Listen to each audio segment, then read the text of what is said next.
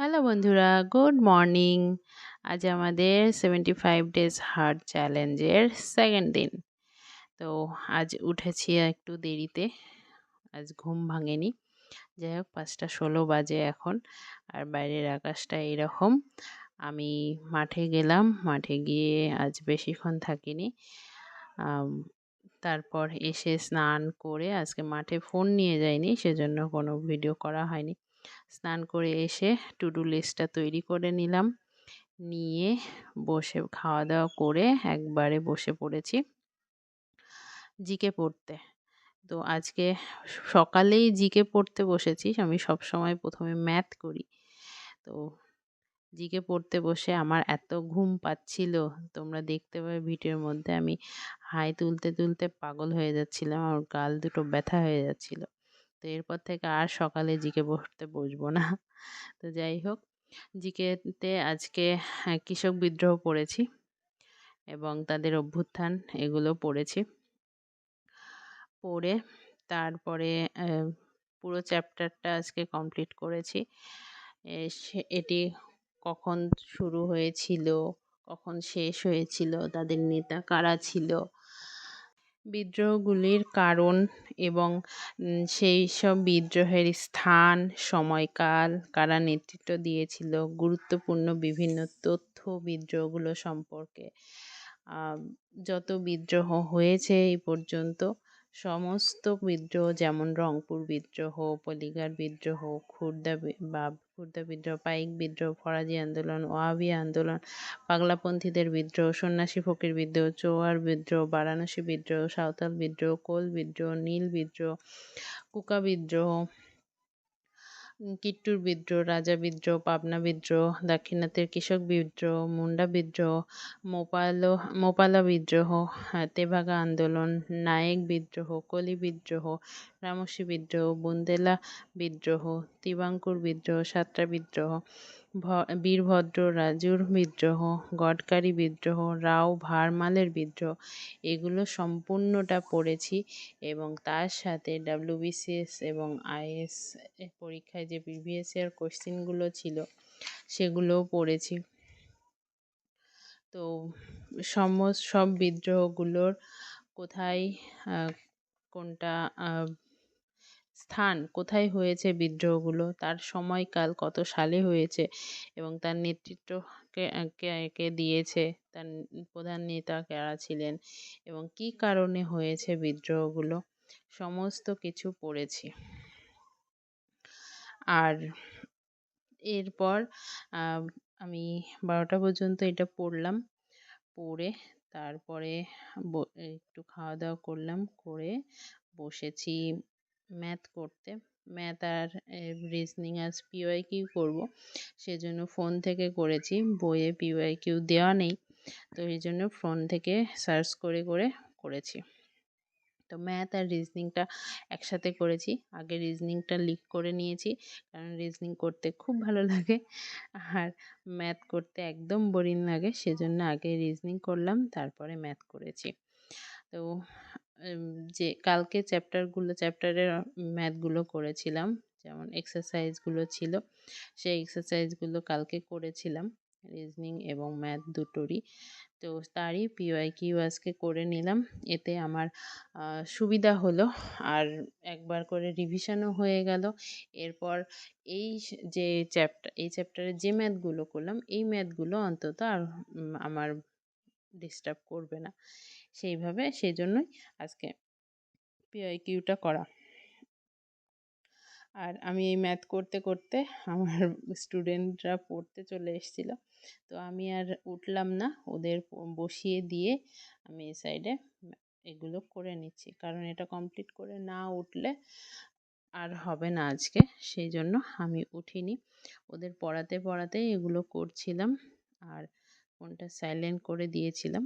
আমার তো শুধু ম্যাথ আর দেখা, কোশ্চেনটা দেখতে হবে, দেখলেই হয়ে যাবে। তো যেটা পারছিলাম না সেটা সলিউশন করা ছিল ফোনেই, সেই সলিউশন দেখে দেখে করে নিচ্ছিলাম। তো এভাবে আস্তে আস্তে কমপ্লিট করব ম্যাথটা আর রিজনিংটা। তো যাই হোক, তোমরা কে কে পুলিশের এক্সামের জন্য প্রিপারেশন নিচ্ছ আমাকে অবশ্যই কমেন্ট করে জানিও। আর আমার টেলিগ্রাম গ্রুপে আমি যতটা পারছি হেল্প করব। আর তোমরা কালকের ভিডিওতে জিজ্ঞেস করেছিলে আমি এখন থেকে রান প্র্যাকটিস কেন করছি। তো আমি একদম দৌড়াতে পারি না, মানে একটুতেই হাঁপিয়ে যাই। আমাদের যে মাঠটা আছে সেটা 200 মিটারের ট্র্যাক আছে, 250 মিটার আছে অলরেডি, মানে টোটালি যদি পুরোটা মাঠ ঘুরি তাহলে 250 মিটার আছে, আর 200 মিটারের একটা ট্র্যাক করা আছে। তো যদি 200 মিটারেরটাও আমি দৌড়াই একবার পুরো কমপ্লিট করতে পারি না একটানে। তো তারপরও টাইম তো বেশি লাগে। তো সেই জন্য এখন থেকে আমি প্র্যাকটিস করছি, যাতে যখন পরীক্ষা হবে বা যখন রান করতে হবে তখন যাতে এই কষ্টটা না হয়। আমার প্রবলেম হচ্ছে আমি দম পাই না, অল্পতেই হাঁপিয়ে যাই, আর আমার শরীরটাও ভারী। এখন থেকে যদি ওই রান প্র্যাকটিস করি তাহলে একটু একটু করে শরীরটাও ফিট হবে। তো সেই জন্যই আমার এখন থেকেই রানটা প্র্যাকটিস করা। এরপর আমার যে পড়ানো ছিল, স্টুডেন্টদের পড়াচ্ছিলাম, তাদের ছুটি দিয়ে দিলাম। ছুটি দিয়ে এখনও আমার হাতে 1 ঘন্টা টাইম দেখলাম আছে, আমি আবার যাব পড়াতে। তো 1 ঘন্টা টাইম আছে দেখে আমি কি করলাম, আমি কারেন্ট অ্যাফেয়ার যেটা আমি ইউটিউব থেকে নোট করে করে পড়ছি, তো সেইটাকে নোট করে নিলাম এবং তার সাথে 2-1বার পড়েও নিলাম। কারেন্ট অ্যাফেয়ারটা মুখস্থ করলে থাকবে না, সেজন্য আমি মুখস্থ করি না, ওই লিখতে লিখতে যা পড়ি এবং তার সাথে আবার পরে 2বার করে পড়ে নিই এবং পরে সেটা রিভিশন করে নেব, তাহলে এটা মনে থেকে যাবে। কারণ যদি আমি ওইটা মুখস্থ করি তাহলে কখনোই মনে থাকবে না, গুলিয়ে যাবে। তো সেজন্য আমি মুখস্থ করি না, কারেন্ট অ্যাফেয়ার এবং লিখে নিই এবং তার সাথে সাথে ওটাকে একবার করে রিডিং পড়া করে পড়ে নিই। এটা যখন ডেইলি করব তখন কোশ্চেনটা যখন সামনে আসবে তখন ঠিক অ্যান্সারটা মনে পড়ে যাবে, অপশনগুলো দেখে অ্যান্সারটা ঠিক মনে পড়ে যাবে। তো তোমরাও এটা করতে পারো, কারেন্ট অ্যাফেয়ার মুখস্থ করো না, কারণ কারেন্ট অ্যাফেয়ার মনে থাকবে না আর গুলিয়ে যাবে। তো আমার তো এটা মনে হয়, তো তোমাদের কি মনে হয় অবশ্যই কমেন্ট করে জানিও। তো আর আমি এরপর সব সাবজেক্টই হয়ে গেল, রাতে বাড়ি এসে ইংলিশটা পড়বো। ইংলিশটা পড়ে নিয়ে আর একটু কালকেরগুলো রিভিশন করে নেব, কাল যেগুলো পড়েছিলাম সেগুলো রিভিশন করে নেব, করে নিয়ে তারপর আজকের মতো দিন শেষ করব। তো তোমরা কে কীভাবে কোন বই থেকে রিভিশন করছো বা প্র্যাকটিস করছো বা যাই করছো প্রিপারেশান নিচ্ছ, তারা আমাকে জানাতে পারো। আমার টেলিগ্রাম গ্রুপ, যে চ্যাট গ্রুপটা আমি করেছি আমার ডেসক্রিপশানে দেওয়া আছে, সেটাই তোমরা জয়েন হয়ে সেখানে বলতে পারো। আর আমার কাছে তোমাদের কাছে যদি বই না থাকে তাহলে আমার গ্রুপে এসে বলতে পারো। আমি অলরেডি 2টো বইয়ের পিডিএফ দিয়েছি আমার গ্রুপে, আমি কালেক্ট করেছি বিভিন্ন জায়গা থেকে, সেখান থেকে কালেক্ট করে আমি দিয়েছি। তো তোমরা এসে বলতে পারো, আমি পিডিএফটা দিতে পারবো। আর আমি যে কারেন্ট অ্যাফেয়ার নোট করছি এটাও কিন্তু আমি কালকেরটা আজকে দিয়ে দিয়েছি, ডেইলি চেষ্টা করব দেওয়ার। আর এভাবে আমি নিজেও পড়বো এবং তোমাদের হেল্প করব, এটা আমার ভালো লাগা। আমি যদি হেল্প করতে পারি তোমাদের তাহলে আমার ভালো লাগে, আর ভালো লাগে জন্যই আমি হেল্প করার চেষ্টা করি। তো এখন আমি ইংলিশ পড়ছি, ইংলিশে আজ পড়ব, আজকে টেন্স পড়ব। তো টেন্স আমি কালকে বললাম আমার গ্রামার খুব ভালো লাগে, তো টেন্সে আমার কোনো প্রবলেম নেই, টেন্স সবচেয়ে বেশি ইজি লাগে আমার কাছে।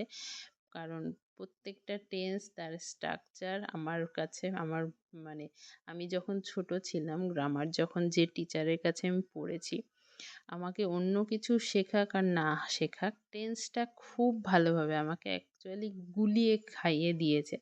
এইভাবে টেন্সটা আমাকে শিখিয়েছে। তো সেই জন্য আমি টেন্সটা আমি যখন ক্লাস 5-6 ছিলাম তখন আমার এই গ্রামারগুলো শেখা, টেন্স শেখা।